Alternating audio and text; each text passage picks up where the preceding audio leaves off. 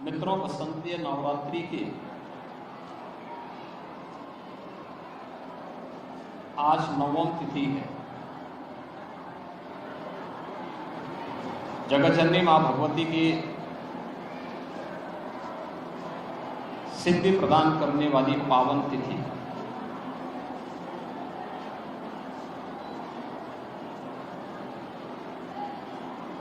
चैत्र शुक्ल प्रतिपदा से लेकर के नवमी तक जगतजननी मां भगवती के 9 अलग अलग स्वरूपों की पूजा सनातन धर्मावलंबी करता है। और आज कन्या पूजन के साथ वासंतीय नवरात्रि का एक कार्यक्रम अब समारोह की ओर जा रहा है। ये मेरा सौभाग्य है कि मैंने अभी देवी स्वरूपा कन्याओं के पूजन का कार्यक्रम अभी यहाँ पर संपन्न किया है। वे सभी प्रसाद पा रही हैं। भारत की सनातन धर्म की समृद्ध परंपरा में मातृशक्ति के प्रति श्रद्धा और सम्मान का भाव कितना प्रगाढ़ है, उसका यह उत्कृष्ट रूप हम सबको वासंतीय नवरात्रि और शारदीय नवरात्रि के रूप में देखने को मिलता है, जिसकी शुक्ल पक्ष की प्रथम 9 तिथियों में जगतजननी मां भगवती के अलग अलग स्वरूपों की पूजा करके प्रत्येक सनातन धर्मावलंबी मातृशक्ति के प्रति अपनी श्रद्धा भाव को व्यक्त करता है।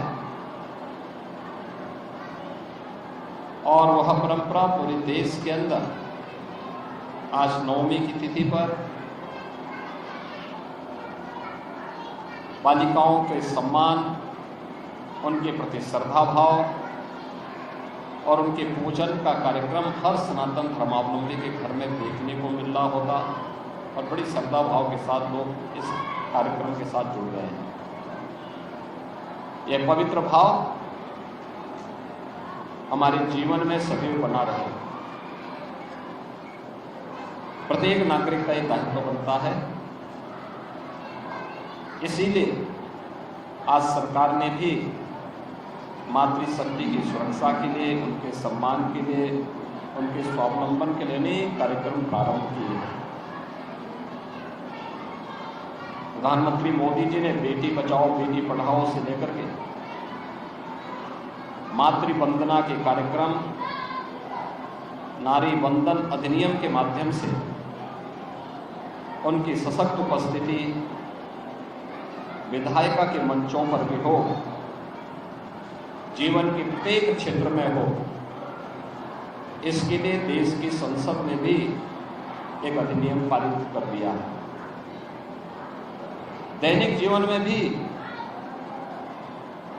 व्यक्ति हो या परिवार, समाज हो या राष्ट्र, सभी लोगों का एक दायित्व बनता है कि वे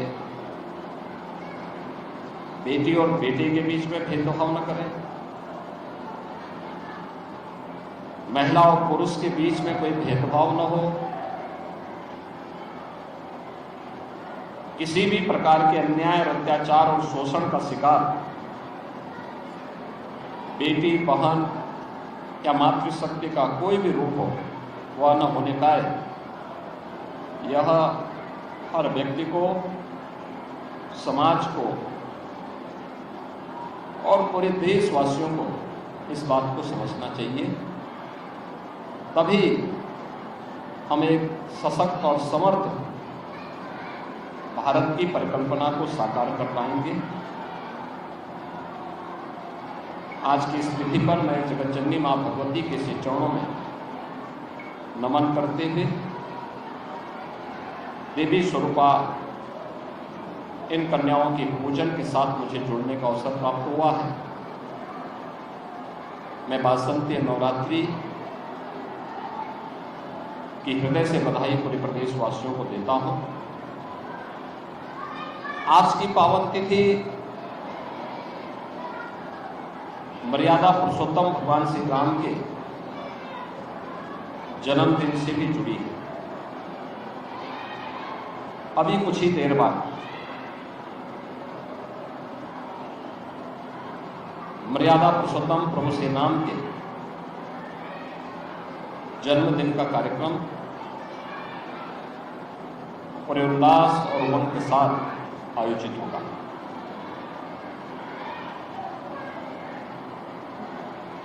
यहां पर कल से ही अखंड रामायण का पाठ चल रहा है। प्रदेश के हर देवालय में अखंड रामायण का पाठ कल से चल रहे हैं। अयोध्या धाम में भी उत्सव और उमंग का माहौल है। लाखों की संख्या में श्रद्धालुजन अयोध्या धाम प्रभु श्री राम लला के जन्मोत्सव में भाग लेने के लिए अयोध्या धाम पहुंचे हुए हैं।